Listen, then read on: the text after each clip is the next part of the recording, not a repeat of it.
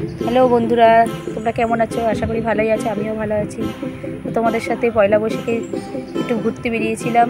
তা দেখো ভিডিওটা। এই চায়ের দোকানের সামনে করে কালীবাড়িতে আমি একটু চায়ের দোকানে গিয়েছিলাম। দেখো এখানে সব কিছুই পাওয়া যায়। চাটা কীভাবে তৈরি হচ্ছিল দেখো, সেটাও দেখিয়েছি তোমাদেরকে। এত ভিড় ছিল, অনেক গরমও পড়েছিল। এই দেখো, এই দাদা বৌদির দোকানের চা দেখো, খুব ভালো হয়, তোমরাও যেতে পারো। দেখো বাচ্চাটা চিন্তা করতে করতে খাচ্ছিল। তারপর আমরা একটু কটকটি মাখা চেয়েছিলাম, তার দিদিটা কটকটি মাখা মাখাচ্ছিল।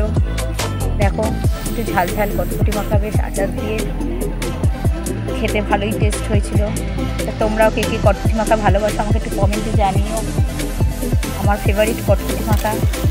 তারপরে দেখো বাড়ি ফেরার পথে পয়লা বৈশাখের দিন গেটের সামনেটা দেখাতে পারিনি, এই জন্য একটু তাড়াতাড়ি করে দেখাচ্ছি। এত জ্যাম হয়েছিল যে চলা যাচ্ছিল না।